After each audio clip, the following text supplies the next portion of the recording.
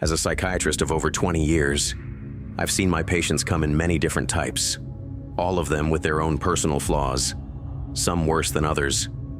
There have been some instances in which I've met people with problems so bizarre that I've dwelled on them for days. These are the ones who'd come in, tell me their story. Then right away I'd know they were screwed. Obviously, as a mental health professional, I'm not supposed to spill the beans on their situation so quickly. My job is to stretch out the treatments for as long as possible until the inevitable occurs. One patient in particular stood out. His name was Adam, and he was one of the unfortunate ones. It was hard for me to tell at first, as his life story wasn't exactly unusual or bizarre.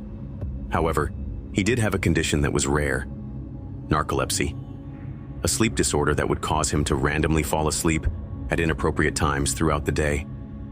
This disorder tormented him his whole life. It caused problems throughout his childhood, and he had trouble holding down a job later on. Despite this, he managed to find a wife that would stick by his side and assist him. She had a well-paying job as a nurse, while he collected disability checks due to his ailment and inability to work. Other than being his lover, she was also a great caretaker. His wife was the best thing to happen to him.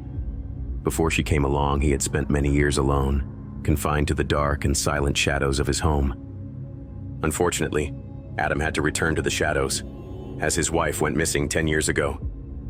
Apparently, it took a great toll on him. As if dealing with his narcolepsy wasn't bad enough, he soon fell into a deep depression and went days without eating. His sleep habits grew even worse, and he developed insomnia. Months after his wife went missing, Adam made his first appointment with me. When meeting him, I got a strong impression of a shy and timid middle-aged man. He failed to make eye contact with me. He wouldn't stop looking at the ground and staring off into the space beside him during every pause in our conversation.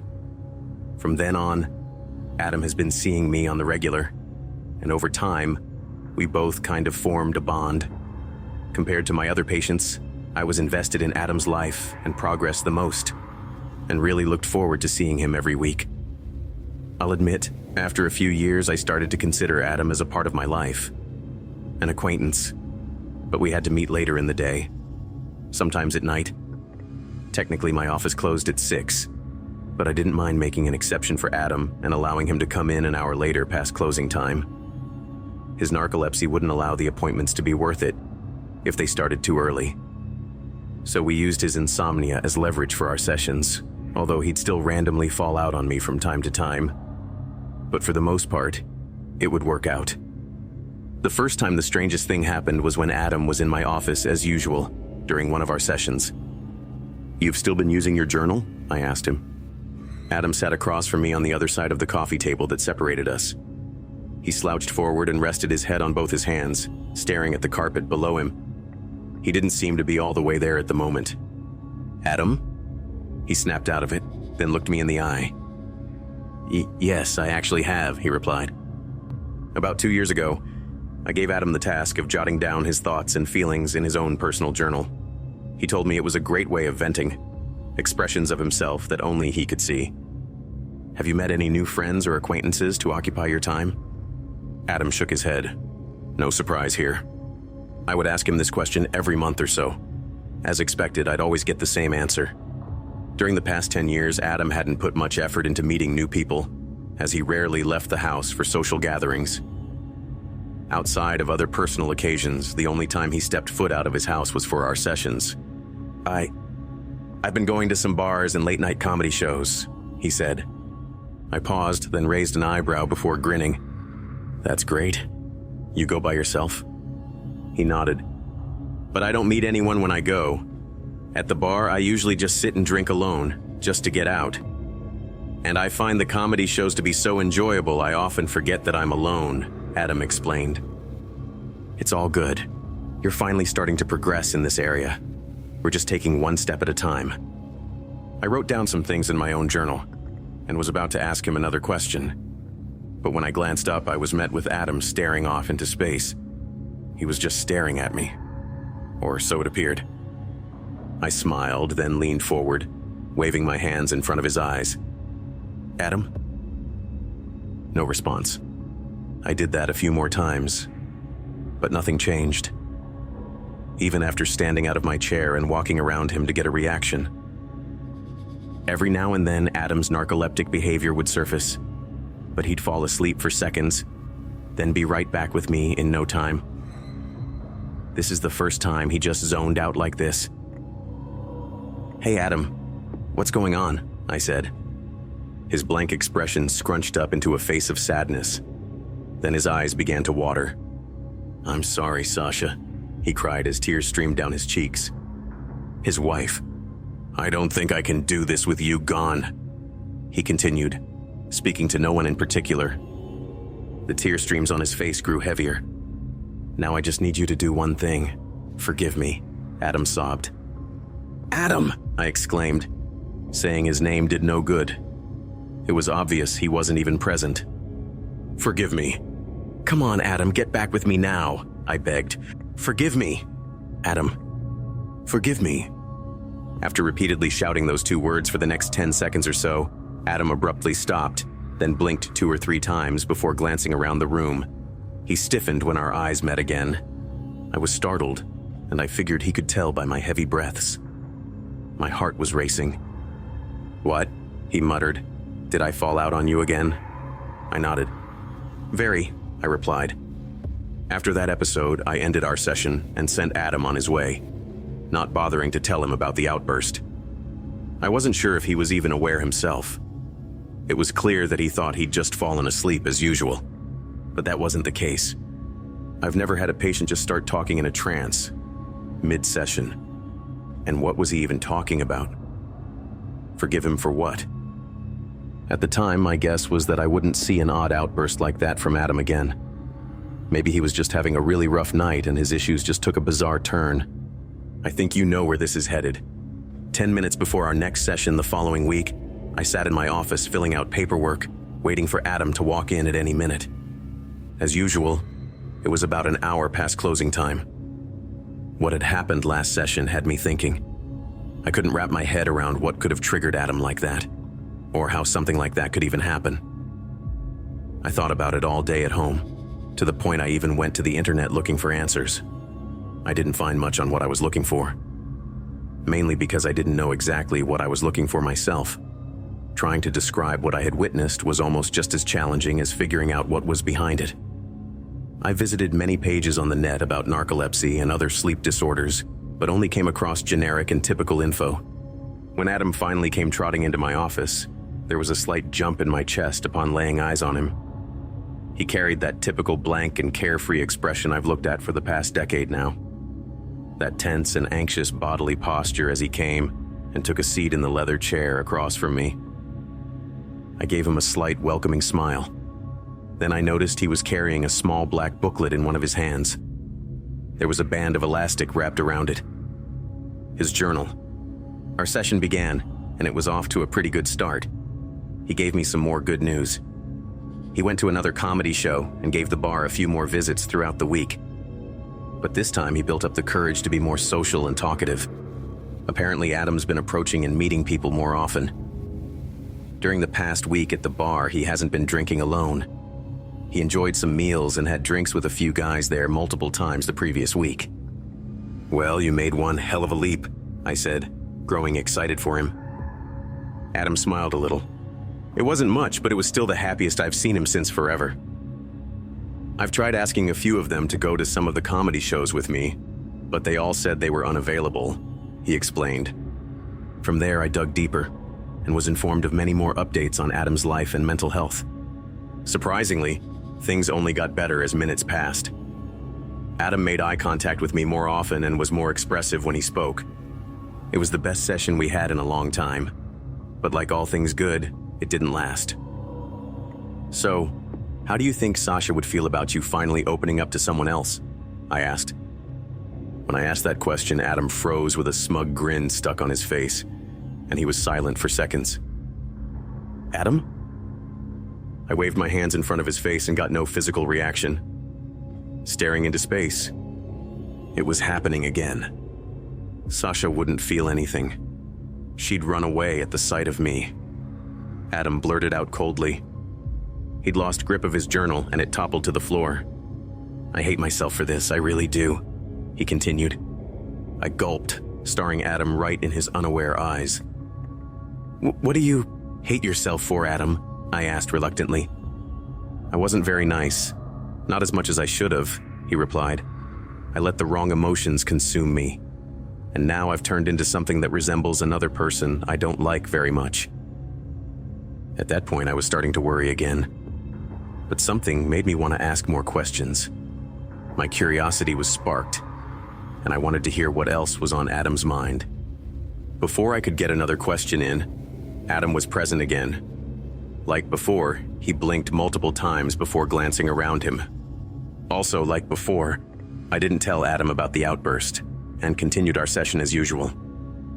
Over the next few weeks, the sessions with Adam remained similar to the ones as just mentioned before, except Adam seemed to grow happier after each week.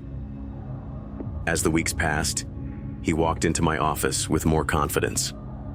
The slight smile I saw before was growing wider. Our conversations were smoother, and it became more rare to lose eye contact with him. The good news he continued to present escalated. He was still meeting people at the bar, and increasingly grew comfortable communicating with them. They were starting to feel more like friends, something he hasn't really had since high school. He even started talking to a woman regularly, and eventually managed to get her number. But he still complained of not being able to contact her outside the bar, as anytime he called or texted her, he wouldn't get a response. He also seemed to have trouble getting any of them to go to the comedy shows with him. Other than some small misfortunes, Adam claimed that his life was finally getting better, but his random outbursts said otherwise. Despite the fact that the sessions were overall drastically better after so many years, there were still moments when Adam would stop responding to my questions and give me that 100-yard stare. Every time this happened, I knew the comfort of the session was about to be sucked away. Surprisingly, it became easy to get comfortable with Adam's outbursts. He started out pretty subtle and innocent with the things he was saying. At first, he'd tell me about small, random things from his childhood. He told me about his dog he was gifted at 6 years old, and how he named him Toby. Toby was his first best friend, and would be waiting for him in the driveway every day when he got off the bus. Toby had to be put down 2 years later. The only real friend I've ever had was taken away early, Adam sobbed. He was crying hard as he told me this. One week, Adam shared his experience as a member of his baseball team in middle school. Wasn't that great of a player, and was benched for the majority of games. But when I hit that home run for the first time and got the win for the team, man, everyone was proud of me, Adam boasted, laughing joyfully. I heard more random things about his childhood, even the small and insignificant moments, like when he was caught staring out the window several times in the middle of class, and the other students laughed at him when the teacher called him out. At other times, he'd mention a name, someone by the name of Kettlecucker. I heard a joke from old Kettlecucker, and it was funny as hell, Adam would say. He'd suddenly just mention this person randomly, but never tell me exactly who it was. If I tried to ask about this person, he always changed the subject. I'd try to ask Adam questions while he was in his trance. Sometimes I'd get good responses, as if he was actually fully aware. But most of the time, anything I said wouldn't reach him, and he'd continue rambling. As more weeks passed, I still hadn't told Adam about what he was doing. I wasn't sure if he'd still want to keep coming if he found out he was spewing out facts about his life on a subconscious level. The more curious part of me wanted to see how far things would go. If only I wasn't so nosy. Adam's subconscious path down memory lane took a dark turn. The decent memories of Adam's childhood that was once a breeze to sit back and listen to soon sent chills throughout me. Adam informed me that the first signs of his narcolepsy occurred in 6th grade, and he frequently fell asleep in class. His father was very impatient and aggressive, and having to deal with Adam's ailment made him no happier. His father would shout and yell at him in frustration anytime he randomly fell asleep at home, and beat him down if his teacher called and said he dozed off in class. The bastard knew I had a sleep disorder, but he'd still beat my ass anyway, Adam once shouted in a rage. Apparently that's when he started to hate his dad, and he's felt that way about him all throughout childhood. This suppressed rage led him to getting into a couple fistfights with his father as a teenager. Adam told me he'd come home drunk when he was 15, and his father shoved him outside on the porch where he later fell asleep. He woke up in the same spot the following morning. At 16, he often stole his father's booze and snuck out in the shed at night to drink. I needed some kind of escapism, since actually leaving was off the table, Adam slurred, still giving that long, distant stare. One night while getting sloppy drunk out in the shed, he spotted a sledgehammer hanging on the wall. The thought of going into his father's bedroom with it crossed his mind. I was gonna bludgeon that fucker, but unfortunately I didn't have the guts to act on it, Adam blurted. I didn't shed a tear when the bitch drunk himself to death and destroyed his liver. That was the first time I've heard Adam use profanity. It caught me so off guard that my eyes widened. I bet if I had old Kettle Cucker around back then, he'd cheer me up in a heartbeat. Man, does he say some funny shit. He mentioned him again. Kettle Cucker. Who was it? His thoughts would get even worse whenever I mentioned his missing wife. Have you ever told Sasha about the relationship you had with your dad? I asked him one week. This was one week in particular when I got lots of good responses from him in his trance. Adam took a deep breath. Then, to my surprise, he started crying. Number, I've never mentioned a word to her about it, Adam sobbed. But it doesn't matter anyways. Sasha hated my guts. I stared back at his emotionless face in confusion. What? I said. I used to be a total brute towards her. I yelled and cursed at her a lot, and the slightest of mishaps would cause me to punch or slap her until she cried. He started bawling uncontrollably. But I took it too far one morning, he continued. Sasha fixed me a hot breakfast on a tray. When she brought it to the table, she dropped the entire thing, spilling everything on the tray in my lap, including some scolding hot coffee. In a rage, I repeatedly bashed her in the head with my fists and killed her. My eyes widened again. Then I swallowed in fear, still staring at him up and down. He was grasping his journal tightly by his side. I buried her in my backyard. Then after some time, I called the police, pretending that I hadn't seen her in a few weeks. He whimpered. The only person that ever gave a shit about me is gone. And it's all my fault. Now all I have is Kettle Cucker to keep me company. He always makes me laugh, or at least puts a smile on my face to distract me from my piss-poor life. Kettle Cucker. Now scared shitless, I ask, Adam? Who is this Kettle Cucker guy? In the middle of tears, Adam grinned. Then he started laughing. He was genuinely creeping me out now. Kettle Cooker? Only the funniest old fart alive, Adam blurted. Obviously, his answer brought me no closer to figuring out anything. So at the moment, I left the mystery alone. Days after that specific session, I sat at home ruminating once again. This is the most concerned Adam has made me in a while. Did he confess to murder? I mean, he's been saying some pretty wild stuff, but I wasn't even sure how much of it was true. If any of it was true. I didn't know what action to take next. Contacting the police would have been questionable, as Adam wasn't even in a fully aware state of mind when he made these confessions. The thought of seeing Adam again the next week now seemed more terrifying. What possibly true event would he reveal next? I wouldn't get the chance to find out. Adam didn't show up anymore after that. In the following week, it was a half hour past our starting time. I sat in the office waiting, but there was still no sign of Adam. This was odd because he's never skipped a session without calling me ahead of time. I called his phone a few times but couldn't get an answer. The same happened over the next few weeks. Now I was considering calling the police. Taking into account the fact that Adam has never ghosted me once, let alone 3 times without notice, combined with his confessions, made me decide to eventually pick up the phone. I turned the television on one day and found that the authorities had already beaten me to it. The 5 o'clock news was on. I was shivering from head to toe when I saw Adam's picture appear on the screen. In the background, there were many paramedics carrying zipped-up bodies on stretchers. After listening to the reporter go on in the background for a few seconds, my heart began racing again. Adam was being charged with multiple counts of murder. I could see other people standing out in front of his house, crying and staring at the scene in disbelief. A few officers stood by to make sure they didn't get too close. I felt sick when I saw Sasha's picture appear on screen shortly after. There was a caption, "Missing woman found," beneath in large red text. Unfortunately, that woman wasn't alive. Then another picture appeared on screen of an older man with some gray hair. Strangely, this person was found alive, tied up and bound in Adam's basement. The name at the bottom of the picture caused my eyes to widen. John Kettlecucker. It was at that moment I realized Adam was spewing at least some truth in his trance-like states. I started looking back at the other confessions that he made, and the more I ruminated over our more recent sessions, the more I struck myself with abundant terror. The thought of Adam sitting in jail made me feel relatively depressed. During the first few weeks after I saw the horrid news, I could do nothing but think about the fact that my time with Adam was now history.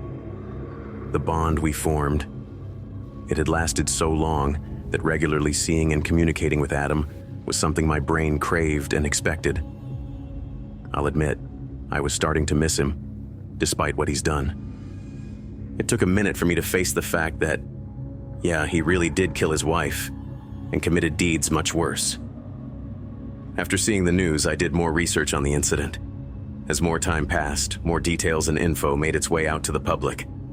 Turns out Adam's life wasn't improving like he tried to make it out to be. Adam actually was opening up and talking to people more, just as he claimed. However, his interactions were very awkward and reeked with timidness, according to the many interviews I saw with people who regularly visited the same bar Adam did. They had meals with Adam and often did hold conversations with him. But many of the interviewees admitted that it was all out of pity and sympathy, as Adam's lack of confidence was obvious. Adam's failure at creating a social life was internally making his feelings of loneliness worse, while also building up frustration and rage. Some recorded interviews with Adam himself revealed that his new way of dealing with this loneliness and frustration was to kidnap and hold some of the people he met at the bar captive. Adam made some real confessions during his interview, explaining how he lured his victims out to his car before using chloroform to knock them unconscious. Then he'd take them to his house and tie them up in his basement. Oddly enough, the reason he gave for doing this was to simply find someone to keep him company. He kept them in his basement and pretty much forced them to be his buddy. He'd hold conversations with them for hours, spending most of his days in the basement communicating with total strangers. His victims were forced to watch TV with him, and he even cooked meals and brought them food. If Adam found his victim to be boring, or in Adam's words, bad company, he got rid of them right away. This was done by bludgeoning them to death with a sledgehammer, before burying them right next to his dead wife in the backyard. "The same hammer I almost killed my father with," Adam said in an interview.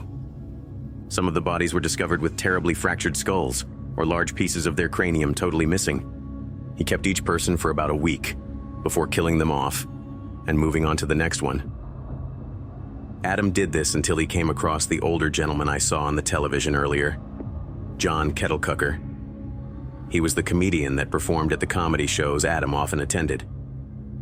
After one of the shows, Adam wanted to personally speak to John. Adam met with John out by his car. After some friendly verbal exchange, John was of course chloroformed. Unlike Adam's other victims, Kettlecucker was held captive for weeks. His talent at making people laugh is what ultimately saved his life. The only reason Adam found John to be good company was because he enjoyed hearing his jokes for hours on end. Other than his own life, he also saved countless others, as Adam would have alternatively picked off John and continued taking the lives of many more on his quest to capture the best one. For months going on, I got a taste of what Adam has felt his whole life. Soon I was depressed and couldn't help but to constantly think about Adam, how he's doing in prison, whether or not he feels remorse for his deeds. Has he thought of me? The idea of visiting Adam in prison even crossed my mind, but I knew that would be pushing it. I had to remind myself that he's my ex-patient, not family or a friend. I had to move on and stop spending the end of every day in my office looking back at the version of Adam who was wearing a mask of someone he wasn't. While slouched up in the chair of my office one evening, I just so happened to see something stuck between the pillows of the sofa in front of me. Adam's journal.